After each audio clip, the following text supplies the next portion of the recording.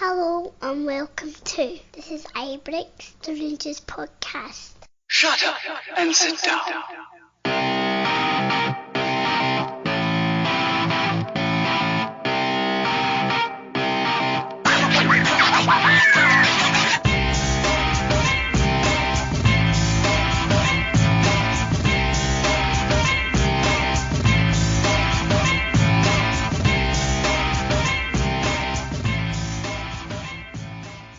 Hello and welcome to episode 5 of This is Ibrox, the Rangers podcast. My name's Martin Douglas and I'm joined by my two usual co-hosts, Scott Patterson and Thomas McIntyre. Evening, gents. Hi Martin, hi Tommy. Hi guys, how's it going? Bad, thank you. Not bad, not bad. How are you dealing with isolation? I'll go first, Tommy. It's a bit of a nightmare.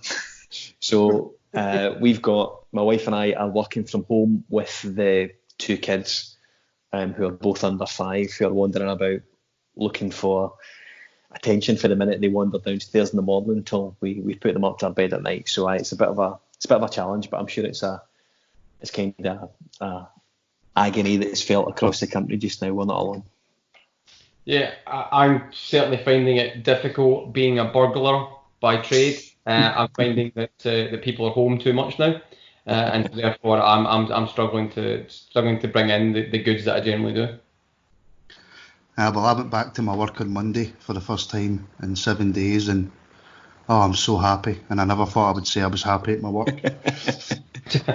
I'm sure your boss is recording that and going to play it back to you once the pandemic's over. I would say not, because my boss doesn't support the same team as us. Let's just say that. Are they back of the bus? Next.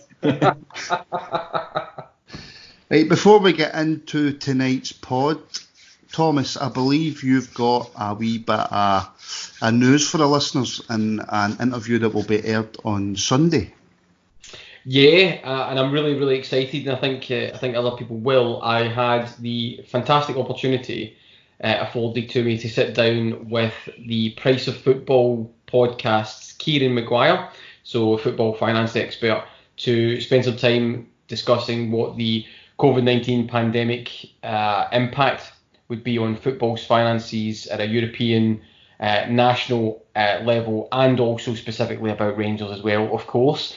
So look forward to getting that out there and letting people have a listen to it. Absolutely fantastic chat, and I cannot thank Kieran Maguire highly enough. What an absolute gentleman. No, absolutely. And I'm sure he's probably inundated with interview requests. So again, a massive thank you to Kieran Maguire for taking the time out to talk to us, especially as we are a brand new podcast. And the numbers are looking good for us. We're getting better and better every day. But for him to take his time out to speak to an absolutely brand new podcast, it's absolutely phenomenal. And like you say, an absolute gentleman. Here. Right, so Scott, I suppose there's only one place we can really start this week, and the big news coming out of Rangers is that Dave King, the chairman, has stepped down. Yep, so this was met with quite a bit of surprise, which I think surprised a lot of the Rangers supporters. Dave King was quite clear when they had the AGM last year that March would be the time where he would be, if not stepping down, he'd certainly be given it a lot of consideration. So I don't think everyone was hugely surprised that it happened. I think the fact that this COVID-19 virus that is kind of given us huge difficulties around the world just now, that's probably helped him, if you like, make the decision just now. So no, not a huge surprise. Maybe a wee bit sad to see him go, just because of all the things he's done previously. But we spoke recently about how King, Gilligan and Murray came in as the three bears and saved the club, and for that he'll forever be remembered. And I'm sure I speak on behalf of all the Rangers fans listening to the pod that we'll forever be grateful to him for doing that. So he goes down with a huge part in the football club's history. Wish him certainly all the best of luck for the future and whatever he goes on to do. Yeah, I was just going to add there. I think Scott absolutely captures it perfectly. In that it's yet another example of something that is completely run-of-the-mill and has completely and absolutely trailed and put out there into the media sphere in terms of Dave King already announcing this, and then something you're told is going to happen happening, but yet the media take any potential negative spin on it and say, well, he's walking away, he's going to rescue his own businesses, and by default Rangers are in trouble as well.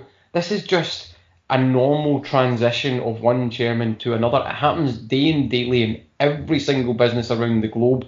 And what you do is good corporate governance. You say you're going to go, you leave it some time, then you go, and a person steps in who's been appointed. Rangers did nothing different from every other business on the planet, and yet it's doom and gloom. So it's just another nonsensical take on what should be a normal story. I think in the same breath, we almost need to, as Rangers fans, we need to be prepared to ask the sort of interesting questions as well. We've had so many crooks that have been in and around the marble staircase in the last, oh my goodness, since 2012. And we're right to ask the questions. We have to ask the difficult questions. Dave King clearly trusts Mr. Park as the guy that can come in and sit in his chair for the next wee while, and if it's good enough for Dave King, then it should be good enough for every single one of us. Actually, do you know, you've just reminded me of something else as well. Do you know, I did not know that Douglas Park once sat on the board of Hearts. Yeah, I didn't realise that until recently. I was reading the story. I didn't think he'd sat on any other football club's board, but there we go. So he's an experienced chairman as well. I don't think I read that anywhere. Listen, we all make mistakes. So Thomas, how will the history books and how will the fans remember Dave King? I think that's unequivocal. It's favourably. You can take a short-term view of, well, I didn't like the fact he did one thing, or I didn't like the statements that came out from the club, or I didn't like the fact that the takeover panel had a certain view of him and made comments, or I didn't like concomitant risk, whatever you want. The upshot is he was the linchpin, the keystone of the regime change, I'll use his phrase there, that rescued the club from spivs, liars, cheats and asset strippers. We went from a gazebo on the pitch to gala days in the Europa League. Yep. We went from a guy in a bush. We went from interim and people who wouldn't work and cycled through a guy in a bush and then ended up with Steven Gerrard. We went from a playing squad who were instantly forgettable to a playing squad who have delivered some unforgettable nights. So let's be quite clear, Dave King has done a fantastic job, and you would be churlish, I think, as a Rangers fan, if you didn't view him as anything other than an absolute credit to the club and somebody who takes his place at that top table. I think you have to say as well, as far as Dave King's concerned, his biggest battle continues in the Sports Direct issue and the face-off that we seem to constantly have with Mike Ashley, which is inevitably going to come around this summer when we start talking about new football strips and new training kits, etc. That battle goes on. That's the biggest battle that Dave King now has to fight on behalf of the football club, and I'm sure I think he said that he'll still be involved in that battle. I sort of rate him very, very highly. I wonder where a club would be if it wasn't for Dave King and, as we said before, John Gilligan and Paul Murray. King, as Tommy rightly says, spearheaded those three guys and took us to the next level. Steven Gerrard would not be our manager if it wasn't for Dave King in my eyes. He has a close relationship with the guys at Liverpool, and as a big Liverpool fan, I believe, Gerrard would be nowhere near Ibrox if it wasn't for Dave King. So we've been really, really lucky to have him. And he, as I say, he leaves certainly with my best wishes. So just on Dave King, the man then, Scott, what kind of chairman was he? Because you get different types of chairman. You get chairman who you never hear from, your Roman Abramoviches, or you get chairman who are never out in the newspapers, or you get chairman that defend their club, you get chairman that don't defend their club, David Murray. So what kind of chairman was Dave King? I think first and foremost with Dave King is that he was a Rangers fan. He said from the outset he was a huge fan.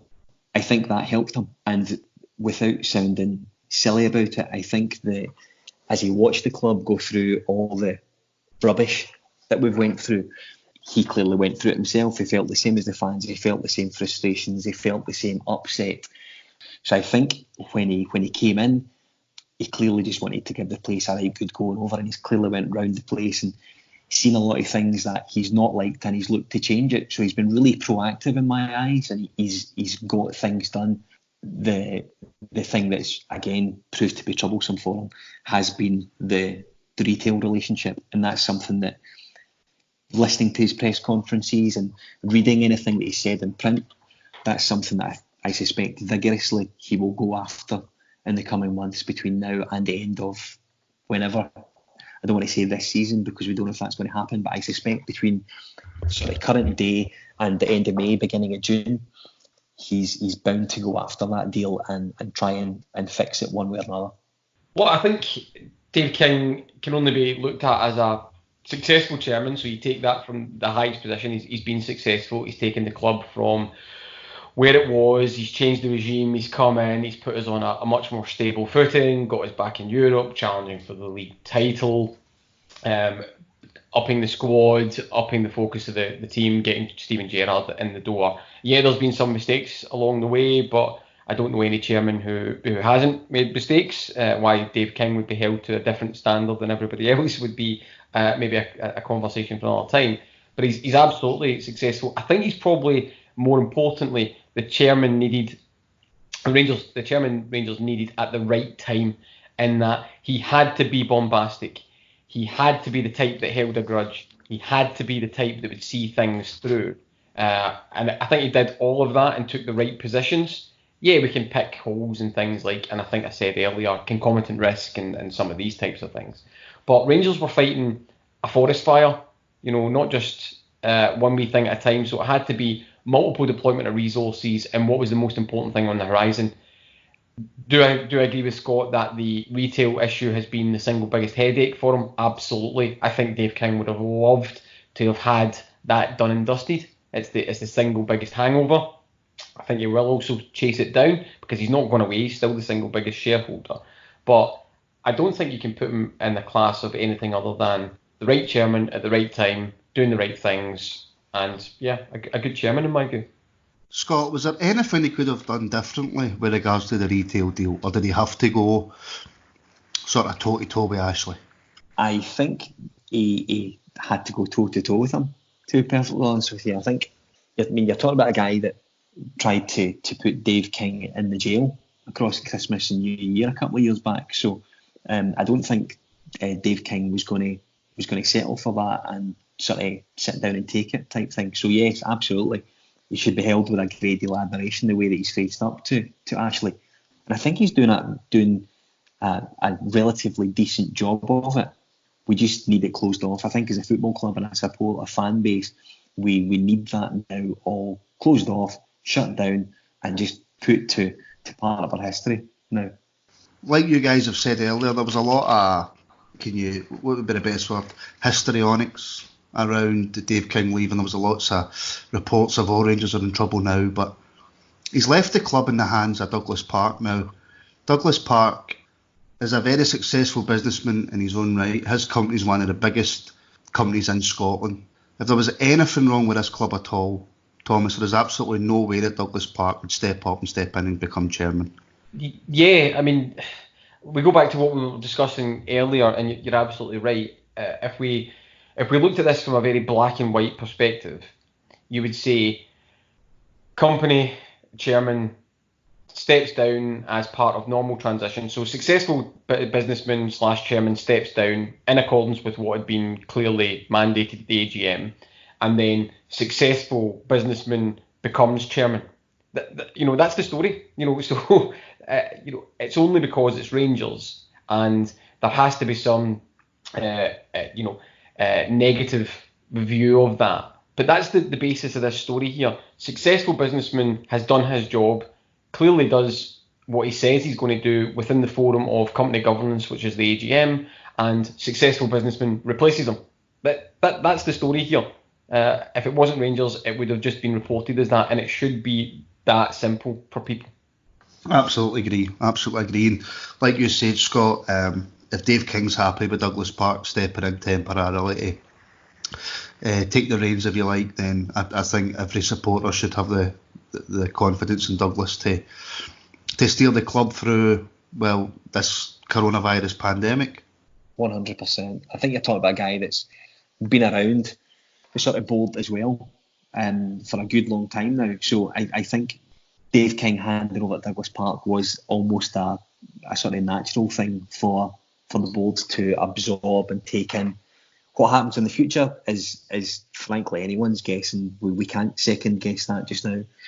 But this Rangers fan that you're talking to just now is quite happy with the way things are turning out for our board, and I wish Mr. Park the best of success in his new role. Absolutely, and I think I speak for everybody on the pod and everybody involved with this as Ibrox when I say thank you, Mr. King, for everything you've done, and he will certainly not be forgotten. Here. Yep.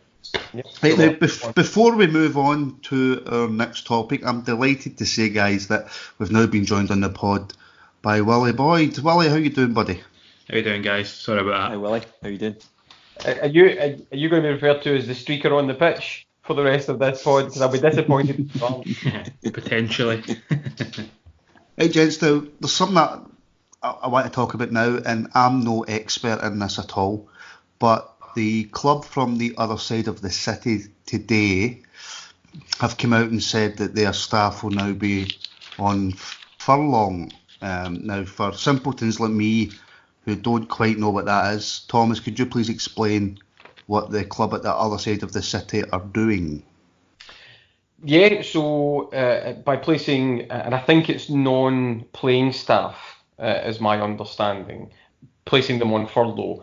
So you can either go about that one in two ways. You either place someone on furlough with full pay, or part pay being paid by the club, so to speak, or you point them towards the UK government's income replacement scheme that they've put in place as part of the COVID-19 response, which guarantees 80% of income up to £2,500 per month. So if we take it for what it is, and I'm not going to pretend to be an expert on Celtic's finances because I'm not that interested in them. They are the richest club in the country, and they're having to take this step, and they'll no doubt have to take steps for their playing staff as well. We would expect to see that across virtually everybody, and I include Rangers in this as well in Scotland if there's no money coming in. So Celtic have taken that position to say we can guarantee your wages, and so we'll place you on furlough, and it looks as though the UK government will have to pick up the 80% there. So I think Celtic in terms of going cap in hand to the UK government is pretty surprising, but that's Celtic for you. Closed minds, open hands. The UK government. Scott, yes. Obviously if Rangers have to go about something like this, then they have to do it. But for me, and I would like your take on it, before I went down the road of asking non-playing staff who are on far less wages to take a slight wage cut and asking the government to then come in and pay the wages, I would be asking my playing staff who are on millions of pounds a year to take a slight wage cut. Yeah, I 100% agree with that. I think that there is an opportunity for some of the players to almost give something back to the club, and I'm trying that perhaps doesn't sound the way I'm wanting it to sound. I'm meaning that the clubs went through a tumultuous time, and this is an opportunity for the players who are very well paid, let's be honest, to perhaps keep people in jobs after so many people lost jobs at the club previously. I think it's a huge opportunity for the players to step up again and keep people in jobs at the club. The furlough thing is in my experience, it's not really an easy thing to understand. There's bags of legislation around it. I think it's something that the club will probably need to consider over the next wee while, but you'd like to think that players are perhaps one step ahead as far as maybe foreseeing some of their weekly sums. Your thoughts, Wally?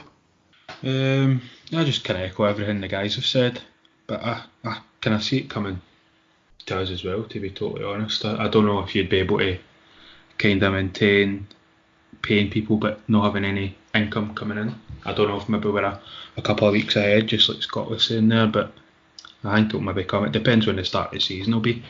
But I suppose that's maybe why we're trying to get in some much needed season ticket money as well. Yeah.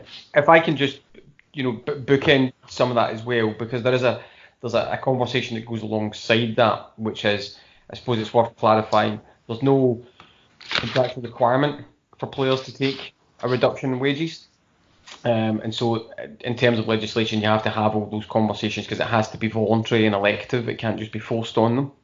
Then there's the clubs, or a club might go out of business because you can't keep hemorrhaging money. No club can. And then you've got the kind of moral conversation. So I think it was Julian Knight today, who's the chair of the Department of Culture, Media and Sport Committee in the UK government, who had said it sticks in the throat that players and playing staff aren't taking a reduction. There's a moral vacuum at the centre of football. I think it's a wee bit more complex than that, and people would draw parallels with the financial crisis and the bailout of the banks and stuff like that.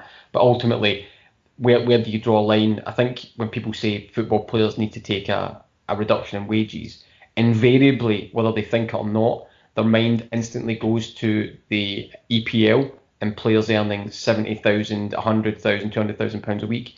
There's a lot of players out there who, well-paid people in banks, etc., in the £80,000 a year bracket, earn more than.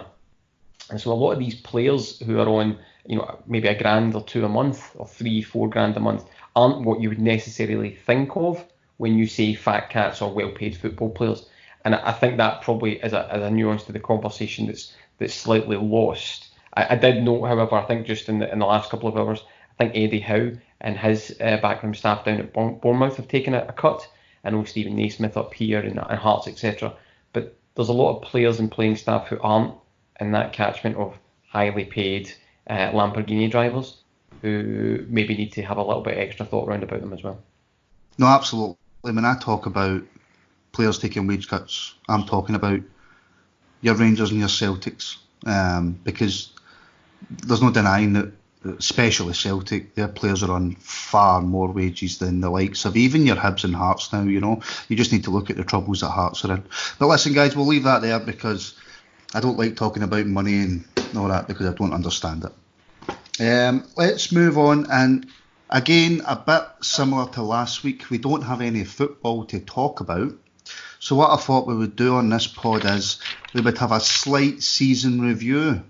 But first of all, I wanted to go in and speak about the transfers we made at the start of the season, and I thought it would be interesting to get your guys' thoughts on what you thought when the transfers came in compared to your thoughts now on the players.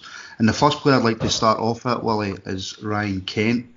Now, there is no Rangers fan that I know of that when we signed Ryan Kent on deadline day for £7 million that was unhappy.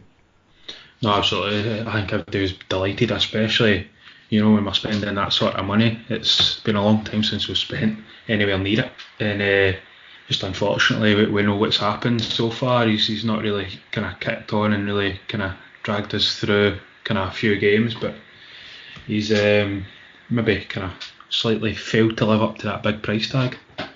I'll put that to you, Scott. When we signed Ryan Kent for £7 million on deadline day, were you happy? I was buzzing when we signed Ryan Kent, absolutely buzzing. I thought that he would have been the sort of jewel in the crown. Indeed, I actually wrote an article that was the quote, he was the jewel in the crown. I was really, really pleased we got him. Very similar to Willie, I was stunned at the amount of money that we were putting out on him, certainly. It was a huge, huge purchase from the club. But yeah, delighted we got him in the end. And listen, he's not had a sort of great time of it this year, but I still believe that he'll go on to do good things for us. Thomas, on what he had done the season before, did you feel that £7 million was good value? Yeah, I don't think anybody was anything. I don't think any Rangers fan was anything other than, as Scott said, buzzing on the night that he signed, and that's not just because we also got the bonus of Casper Kent Twitter for an evening as well, which was something to behold. Listen, Bankhead's 23. He is obviously a talented boy. There's talent there. We've seen that this season as well. The expectations just been a lot. 7 million is a high price tag, and we really pushed the boat out. It was a good statement of intent by the club, and nobody can have a go at them for that. It was also a purchase that was financed by cash that we generated from the European League. So this wasn't borrow type of thing. That there was funds there to do that, and that's how the sustainable model works. So it's important to remember that. But Rankins a talented boy. He'll go on to do really well for us, I suspect. He was playing pretty well at the start of the season. His focus has dropped off as the team has got progressively worse towards the back end, and then being a high-profile, signing, he always gets the headlines in terms of where's your big player delivering. But even if you take, I'm just casting about some of the numbers there. Even in this bad run, I think Transfer Market and these types of sites who value players still rate them in the 45 million bracket right now, and that's after a reasonably indifferent season where we've paid slightly maybe over the odds because we're purchasing from England. So it's not as if he's dropped to become a £100,000 player. The money's still there, and I sense that he'll have he'll go on to have a really good career and move for a lot of money, in my opinion. So Scott, just finally on Kent, are you happy with his performances so far this season? I think what you're kind of seeing is and I've said this before on the podcast, he's a classic confidence player. He is a wee bit bereft of it, frankly, just now. Had a really decent performance at Celtic Park in the game just before the turn of the year, which we've done to death. But I wouldn't say he really had a great season up to then. Played okay, but there's definitely an argument that you weren't getting the performances that you would perhaps expect immediately from a £6.5-7 million player. So I think you could probably do with a wee bit more from him. But listen, as I say, I firmly believe that'll come. I don't have any concerns about that whatsoever.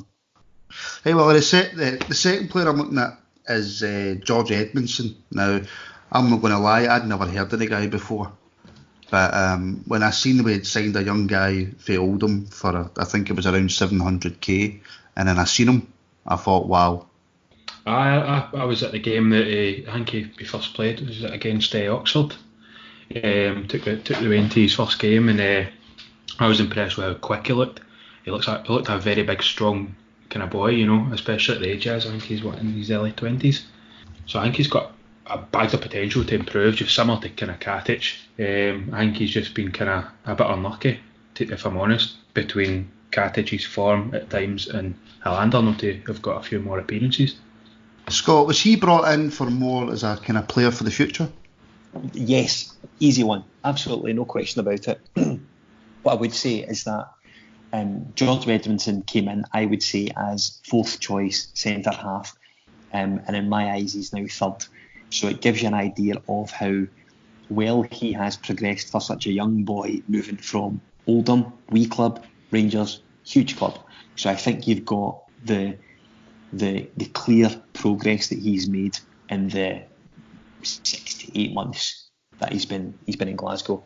I'm really impressed with him. I think he's an excellent defender.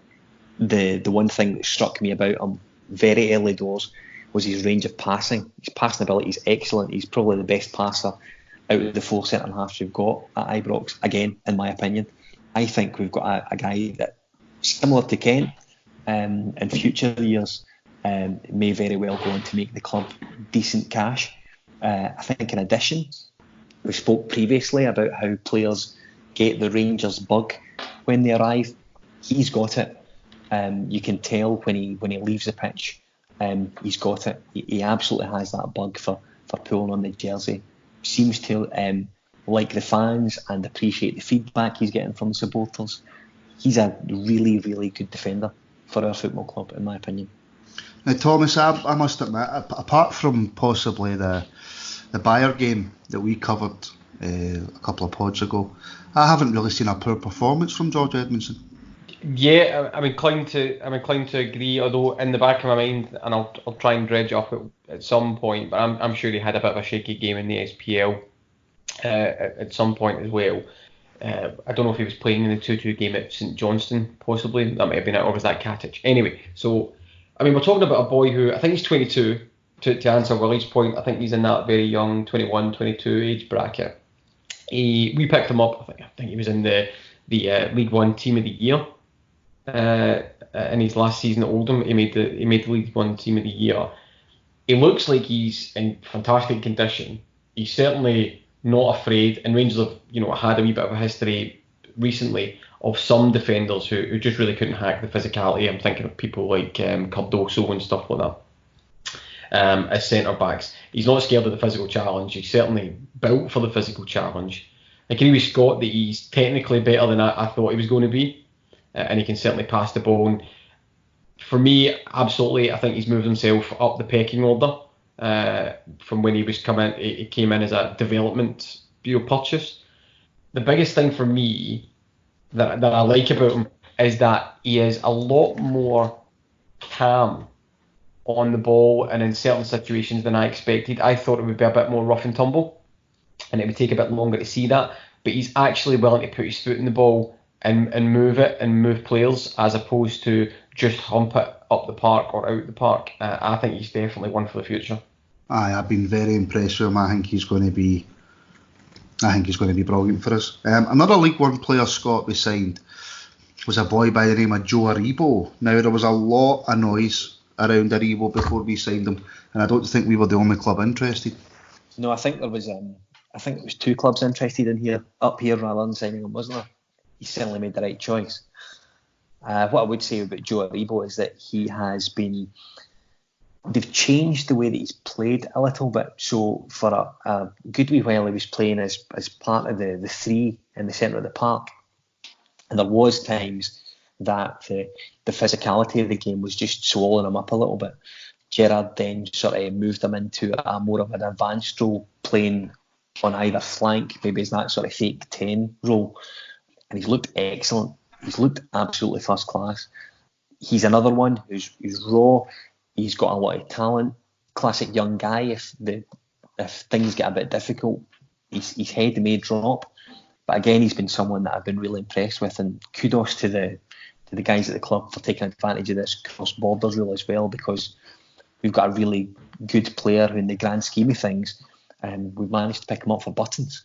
I think, Wally, that it's also got to be said that Lee Bowyer was ecstatic that he got his move to Rangers. I think he was absolutely delighted, wasn't he? No, I think the smoke's still coming out his ears. But I think we should really be looking forward to seeing more of Joe Aribo probably next season kicking on, because this season he's been pretty alright, he's been pretty good. Comes in and out of games physically as well, as the guys were saying there. But I think he's contributed quite a lot with assists as well in the league, and who could forget the goal he scored against Braga in the Europa League.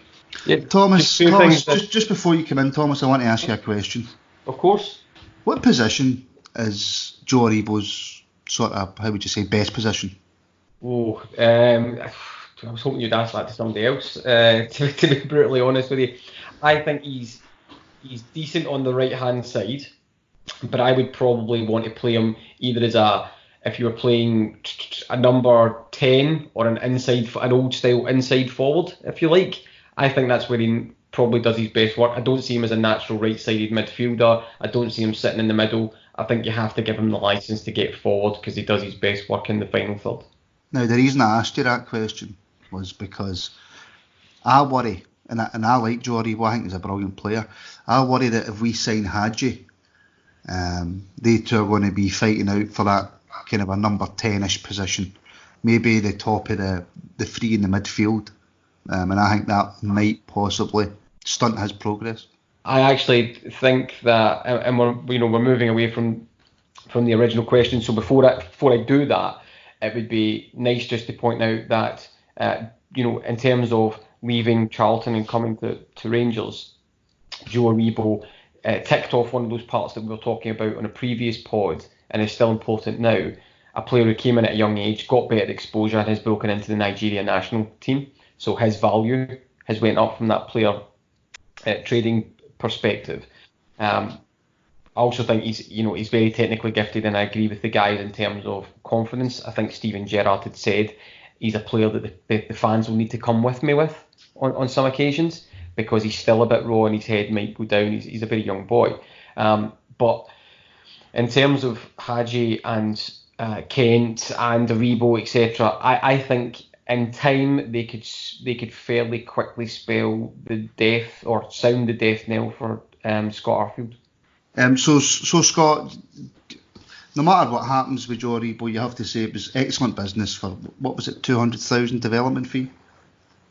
Yeah, I mean, it was something like that. It was really, so in the grand scheme of things, I said buttons earlier on. It was slightly more than buttons. It was 2 buttons, but the fee that they paid was really minimal. I think it was about 250 tops, and we've just got a really good player on our hands for developing in the future. He's went straight into the first team squad and has looked like he's been there for a long time. They're talking about a young guy who's came from the bright lights of London to play in Glasgow. I think he's done really, really well. And I defy anyone to think about Joe Aribo this season and not to think about how beautifully he brought that ball out the air at Celtic Park in December.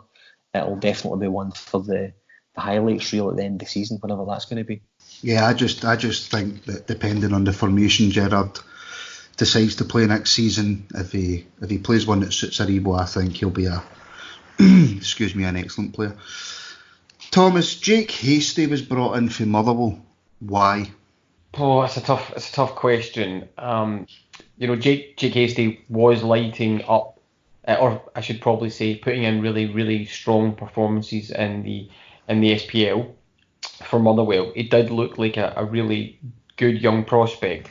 He still looks like a good young prospect. That's why he was signed by Rangers. He was never, I don't think, signed as we're getting this boy and he's going to go straight into the first team squad. Certainly not the first team 11. He maybe had a chance to prove himself to be in around the periphery. Given the overweight nature of our left-hand side in terms of Brandon Barker, Jones, Kent, now Canberry, Middleton. I feel like I'm missing somebody out. Jamie Murphy. All of those players who could play in that position. When the pack got shuffled, Jake Hastie just wasn't seen as being, somebody that had to fill in. I think he played a couple of the friendlies at the start of the season and didn't really, light up. Maybe one of those cases where you want it so much you try too hard, and instead of taking on the important pass, you try and beat another player. He's went out on loan. It's not been stellar. He's back. He's not broken into the first team. He's a development player. He's still in that place. Let's see what next season brings for him. That's the reason, Wally, that I asked why. Because if you're going to bring him in for the future, that's all fine. You're going to put him out on loan, that's fine. But then they bring him back to the club and he doesn't even look as if he's getting anywhere near a chance in the first team. But I think it was similar to when he was in Rotherham. I don't think he was really getting in their team either, and that kind of fires a few warning shots towards me anyway, where his career may lie. I don't think he's going to really do too much next season either. I think we've went for him because he's Scottish, he's young, and hopefully we can get a bit of money in the summer. We got him for nothing, and hopefully make something. Well, you wouldn't give him another season in terms of potential development. Would you just absolutely pull the trigger on him when this season's finished? Just with how heavy we are on the left side, I can't see him getting anywhere near the team, to be honest, either. I think him and Middleton might find themselves away. The only reason I could see them staying is I know there's some rules in regards to Europa League and the league, I think, with so many players under the age of homegrown talent, so many players under an X amount of age. So that could be the only reason that I might see us hanging on to him. But other than that, I don't think he's really got a future at Ibrox. The only reason that I know the rules is because of Football Manager. I'm the same. Scott, sorry to interrupt there, Martin. That reminds me, and people of a certain age will remember when Rangers under Walter Smith the first time, and it was the 3 foreigner rule when you played in Europe. Yeah. And so you could only have 3 foreign players in your European squad, and the rest had to be homegrown, so to speak. Now you just couldn't. I couldn't see that flying if they tried to re-implement that type of thing these days. That's why we get rid of Nigel Spackman. What a player. What a player he was, aye. I mean, I was too young to remember Nigel Spackman, of course, but I have seen videos. But I did hear another, and I don't want to take credit for it, I did hear another podcast, I can't remember what one, saying that was the reason that we got rid of Nigel Spackman. And he didn't want to leave. But Scott, just quickly, your thoughts on Jake Hastie? Just quickly, goodness me, I'm joking. A couple of things on Jake Thanks Hastie. very much, Scott. Cheers. A couple of things on Jake Hastie. Firstly, did Mark Allen sign him? Now, if Mark Allen signed him, then I would suggest he's bombed. Secondly, he went out to Rotherham on... It was Rotherham on loan, wasn't it? Yeah, I think so. So he went down to Rotherham on loan, and very similar to Glenn Middleton, who we spoke about last week, didn't do anything down there, which must be, again, to look at what we discussed last week, a huge concern for Craig Mulholland and Ross Wilson. The thing that gets me on Jake Hastie, if Ross Wilson hasn't liked what he's seen so far, or hasn't agreed with whatever it was that Mark Allen spotted, Jake Hastie will probably move on in the summer, I suspect. Now, Willie, I asked Thomas... I don't know what's going on with my throat tonight. It's killing me. I asked Thomas. There's a bug going around. Well, I didn't say that in case somebody from my work is listening and they send me home. I can't spend any more time at home. I asked Thomas, Jake Hastie, why. So, Willie, Greg Stewart, why? I think probably similar. There's maybe been a Mark Allen signing, to be totally truthful, considering the appearances he's made as well. It's not really kind of worked out for him at all. He had that kind of a strange season last season between Kilmarnock and Aberdeen. It was kind of like Kilmarnock had done really well. He went to try his arm at Aberdeen again, and it didn't really go as the plan as it did at Kilmarnock. Scott, that was a really, really strange signing for me. I don't know about you. Yeah, I mean, I'll be honest with you, I quite like Greg Stewart. I think the one thing that Greg Stewart brings is a decent degree of flexibility. He can play anywhere along that top 3, including a sort of forward role. So he can play left or right, and he can also play in a sort of Morelos role or a Defoe role. I think Gerrard likes him. I think Gerrard quite likes him. I think he's been used really, really sparingly this year. There's been times where he's actually looked quite good, and then following week he's not even made the bench, which has been surprising. There must be reasons for that. What they are, I'm not entirely sure, but I think he's a decent player. I don't think he'll move on this summer at all. Thomas, before the season started, did you think Greg Stewart would be good enough to play for Rangers? Sharp answer to that is no. So I'm trying to be in keeping with giving quick answers, and so now to bust that by giving you a longer answer. For me, I understand, for example, where Scott's coming from. Thanks very much, Thomas. Cheers. I understand where Scott's coming from there. I think Steven Gerrard is on record as saying, he likes Greg Stewart. He sees him as he's an intelligent player with his hold-up play and his little darting runs and initial touches.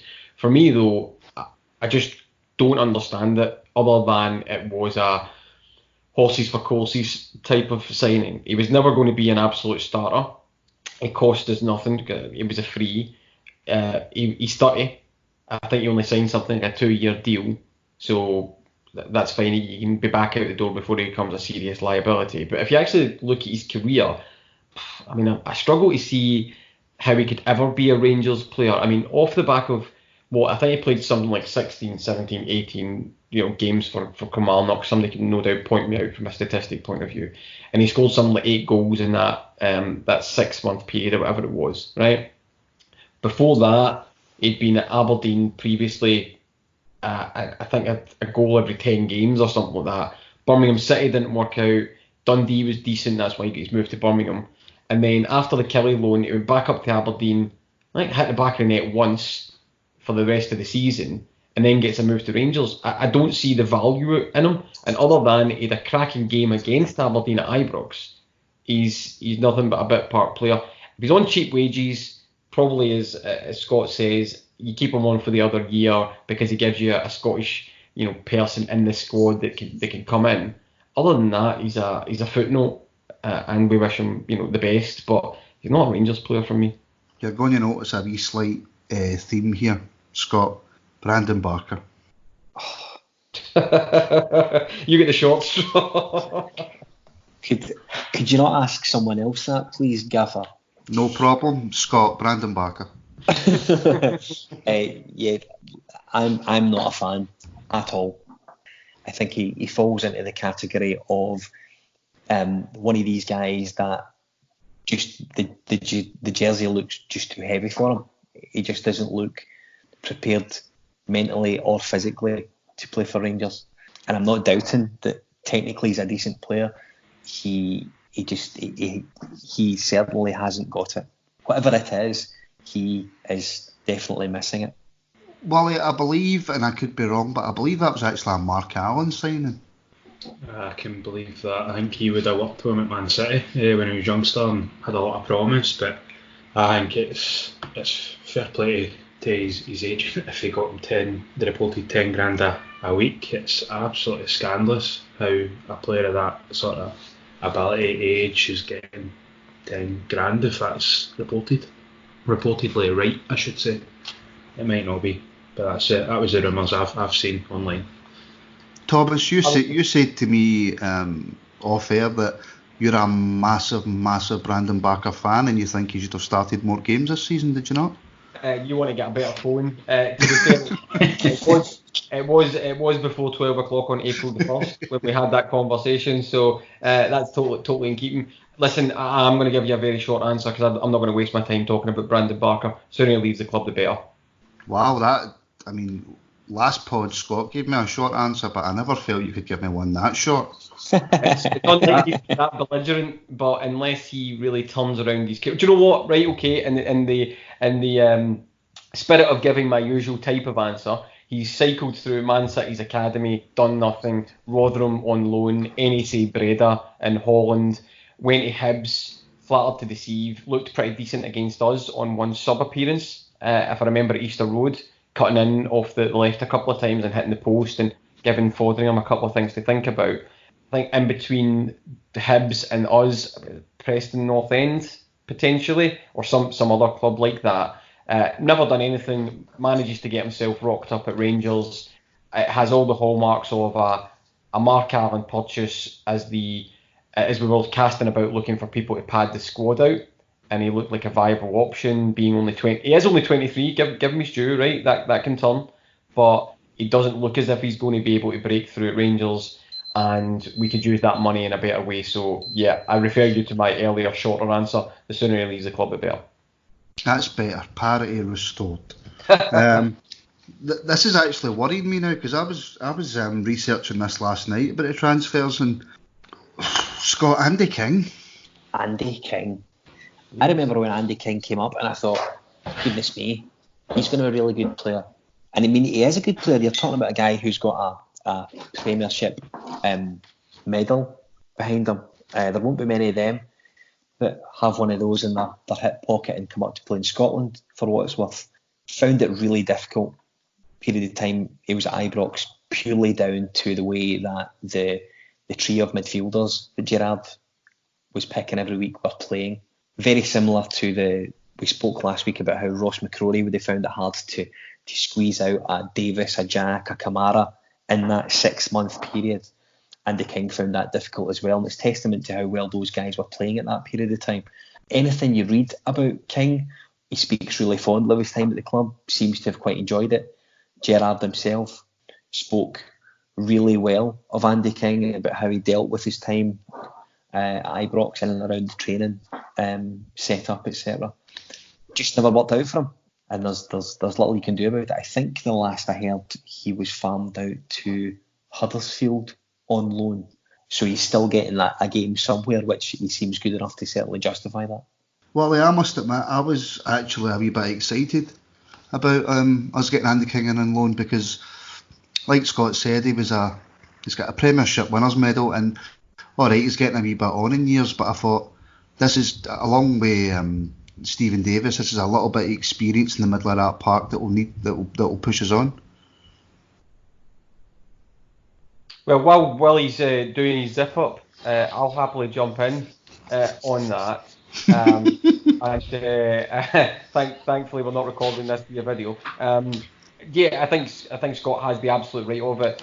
Decent player, really good pedigree, winners medal in his back pocket, victim of circumstance that Gerrard maybe thought there'll be times when I'll need another experienced campaigner in there, because in terms of midfield, to an extent you've got Ryan Jack, and then from the really experienced side you've got Stephen Davis. But the trio was working at the start of the season. Players were looking phenomenal, and Andy King just couldn't get in. He'd come off the back of an injury, so his fitness might have been a wee bit lagging as well. And at the age he was probably desperate to play. So the fact he wasn't breaking in the team probably meant that an adult conversation was had. Listen, Andy, it's not happening. What do you want to do? I'd rather go back down the road and find myself another team. And then, as Scott said, he goes to Huddersfield or whatever it is. It's all adults around the table, so no hard feelings, but a victim of circumstance. Apologies about that, guys, but I was speaking and realised I had the mic muted. No, I was saying about Andy King. I thought he came with a lot of promise as well. I thought he was going to come and kind of, as Martin was saying about the kind of the experience in there with Davis. I thought I was going to kind of kick on the kind of younger guys in the midfield, maybe like give Jack and maybe Aribo, who's kind of played their Kamara a wee bit of rest now and then, and come in and not be thrown into it as much as they kind of have. I know kind of I've said Jack in there, but I thought we could maybe bomb into the team a wee bit, kind of in and out, and rotated a wee bit more. But I think it was one game I seen him was against Livingston. There's something anyway, he came on and he added a lot of energy into the midfield, and I thought that he could really add something in there, something maybe a wee bit different for what we've had. But I don't know, just obviously injuries I think have kind of blighted him.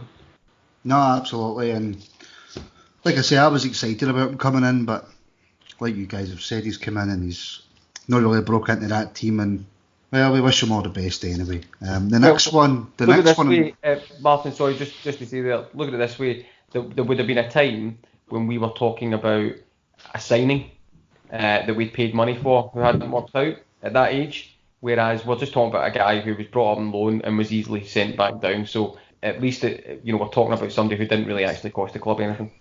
No, that's true.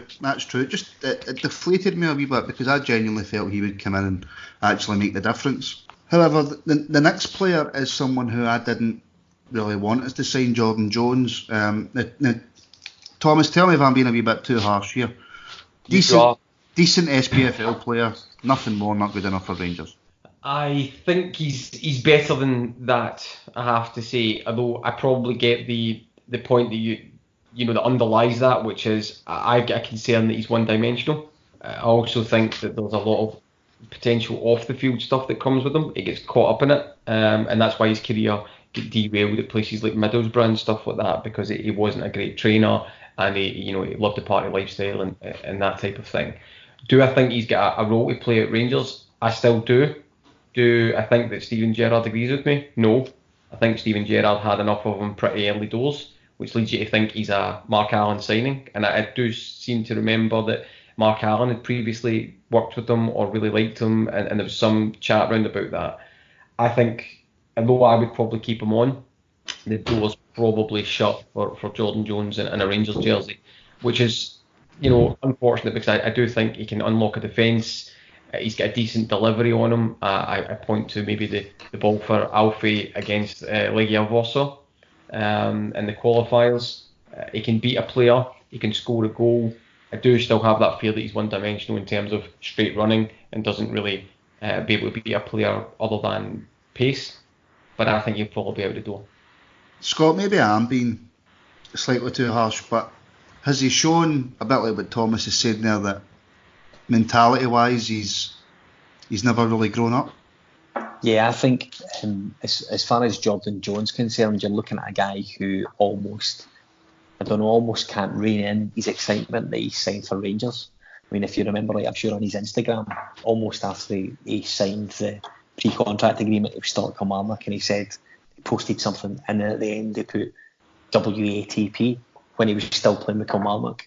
So he was quite clearly very keen to get into a blue jersey and get his career going. I think Jordan Jones is on the periphery of leaving Rangers.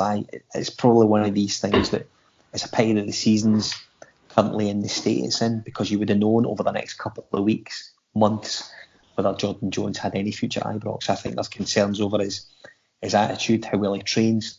He got himself sent off stupidly at Ibrox earlier on in the season. Showed a bit of immaturity as far as I was concerned, and Gerrard will not stick that. He will not put up for that.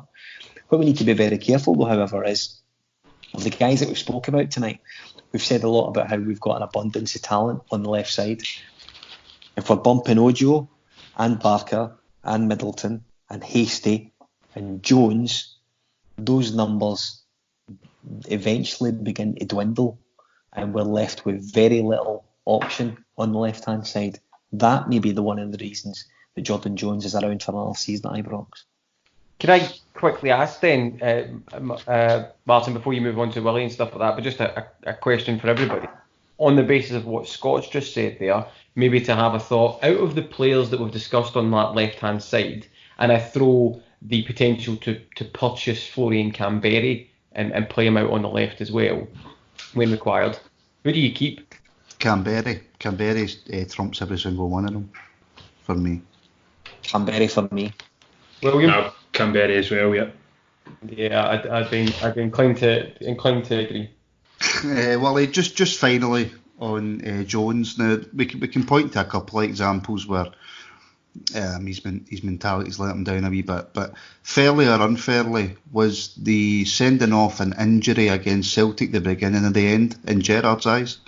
Yeah, I think it was. Yeah, it was just kind of petulance, wasn't it, when he kind of had a wee kick out at can't remember who it was, the boy that had on loan for Stoke, I think that was the beginning of the end. But I don't know, I think he might still have something to offer, in my opinion, but I don't know if Gerrard trusts him now, and I think once you break your trust with somebody, that's pretty much you.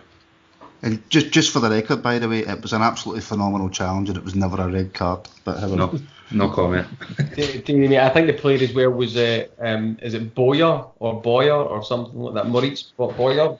I didn't want to go for the pronunciation because I'm awful at them, so I just thought I'd try and avoid that.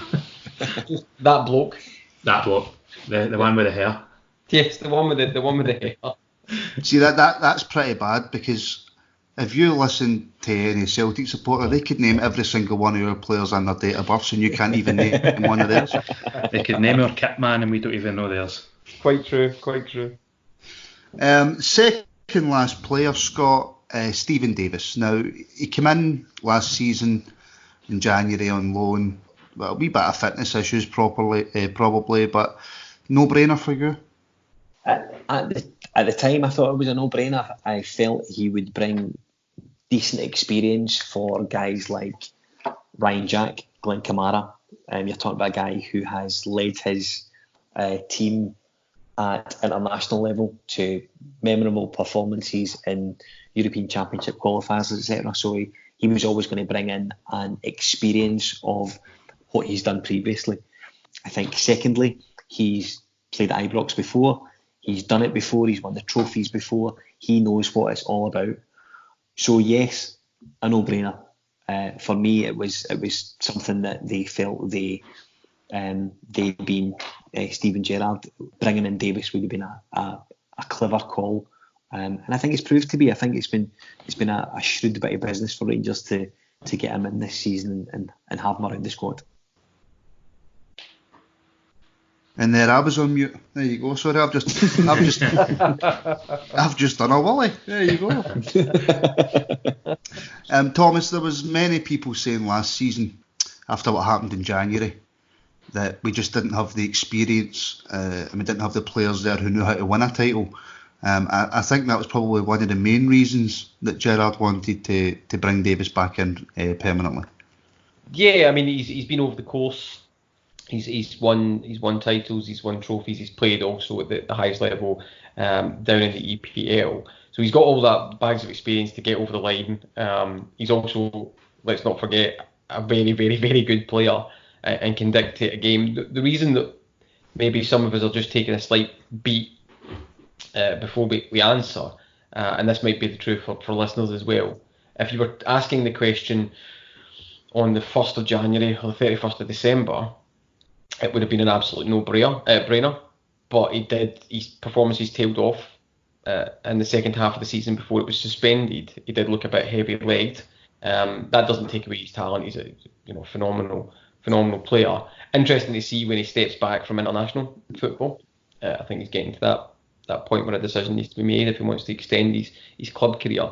But yeah, no-brainer to bring him in, absolutely. And he's a great player to have around about the dressing room and a great player to bring on as well. So I just don't know if he's the type of player naturally you would think is going to cement a first team regular starting berth next season, given his age. That's maybe one to think about.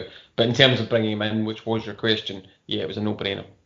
That's actually quite a good point to take to you, Wally, for next season. Stephen Davis for you next season? Yeah, I'm having him. I would think he's going to just probably rotate far more though. I think maybe play him in the kind of bigger games and hope his experience and his knowledge in a part. But I think recently, you can see in his performances, I've said it before, he kind of sits in front of the defence too much when he's not having maybe the best of games. He's not kind of found his range of passing. He's kind of came back maybe not firing in all cylinders after Christmas and after the trip to Dubai, but I think he'll still add a lot of experience and a lot of know-how how to get things over the line and keep boys in order, I'm sure. I think there'll be a lot of Rangers supporters quite unfairly, and I'm probably one of them actually. I had a real go at Davis, but before that winter break, Scott, he was playing some really good football, and he was helping the team through games as well. He was talking to Arfield and Jack, and especially Jack, he had a big influence on Ryan Jack, and we've seen that in Jack's performances this season as well. Yeah, absolutely. I think that Davis has brought a bit of a different dimension to Ryan Jack's game. What I think you do sometimes find is that in the games at Ibrox, when they're largely dominating the play, if Davis and Jack are both playing, they almost get in each other's way a little bit. So they're both playing deep, almost on top of our centre halves, and there's a definite argument for games like that. You need at least one of them to be slightly more advanced than the other. But I think Davis has been really good for Ryan Jack and the other midfielders. As I said earlier on, I think he's been a good sounding board for these guys. And as we said before, if anyone can pick a good midfielder, it's Steven Gerrard, and Stephen Davis has had a really good career, and he can look back in this spell at Rangers has been equally as successful as the first one as far as getting the chance to play at Ibrox again is concerned. Final player, Thomas, and it was one that came absolutely and completely out of the blue, and again I'd never heard of him, Philip Helander. Yeah, Swedish international. I tend to run to the thought that he's a classy centre back. I quite like Philip Helander, and I think he was brought in Steven Gerrard's mind as the complement to Connor Goldson. I think if you were to ask Steven Gerrard what is his go-to back two centre-backs pairing, it would be Connor Goldson and Philip Helander, and then he might change it depending on specific games. It's been really unlucky that I thought he had given us a sense of balance at the back before he got injured. I think his passing's maybe something to be looked at, but yeah, I won't pretend that I knew a hell of a lot about him before he turned up. But he looks like a good purchase. I think it was somewhere in the two and a bit million bracket for an international who looks like he could be a really, really good fit. And I think if everything stays the way it is and everybody's fit come the start of next season, then the centre back pairing will return to Connor Goldson and Philip Helander, and it'll be up to other people, George Edmondson, Nikola Katic, for example, to then try and move one of these guys out of the way.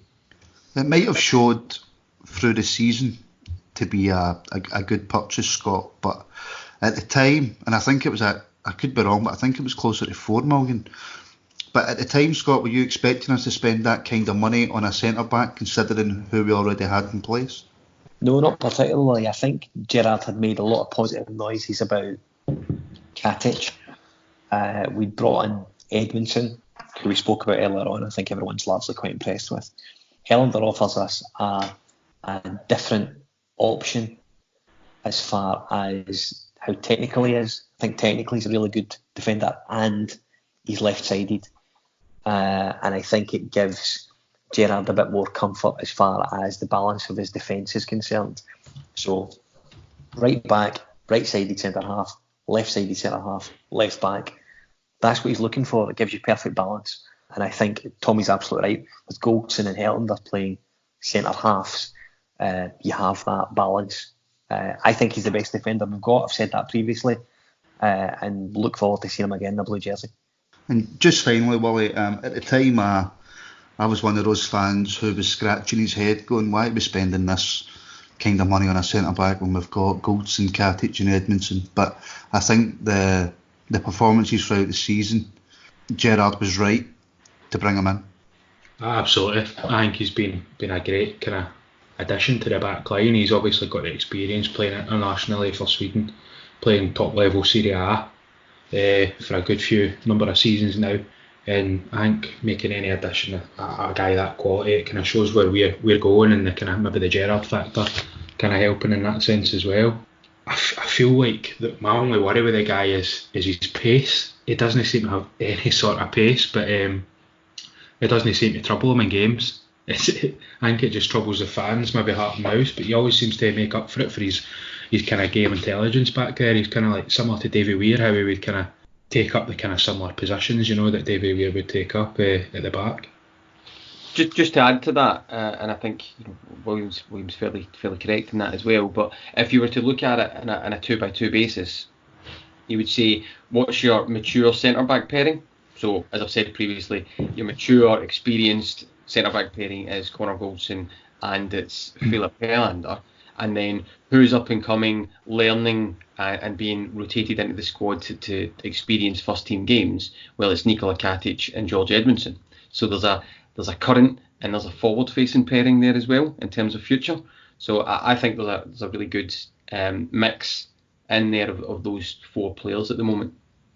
Okay, guys, well, taking all that into account, I'm going to ask each of you for a mark out of 10 on transfer business done. Knowing everything that we know now, but I'm going to give you a couple of minutes to think of it, because we are looking for artists and musicians to send us in, upcoming artists and musicians, to send us in your music, so that and send us in a little bit about yourself, and we'll play your music out at the end of the pod just to try and give you a wee bit exposure. You can contact us on Twitter at This Is Ibrox. You can get us on Facebook, facebook.com/This Is Ibrox, and you can also get us on Instagram at This Is Ibrox. You can also email thisisibrox@outlook.com. Because Willie a couple of weeks ago managed to get a hold of Damien Hendry. He writes all his own stuff. He finances himself as well.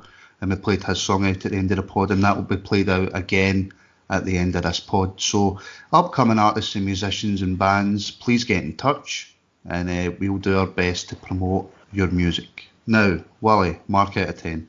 I'll go a 7. A 7, really? Oh. Aye. Scott? I'm going to say a 7. 7, copycat. Thomas? I thought 7, and then I remembered. I did think 7, but then I remembered Brandon Barker's hair, and so I'm going to make it 6. I was going to go 6, but I thought that's a bit too harsh.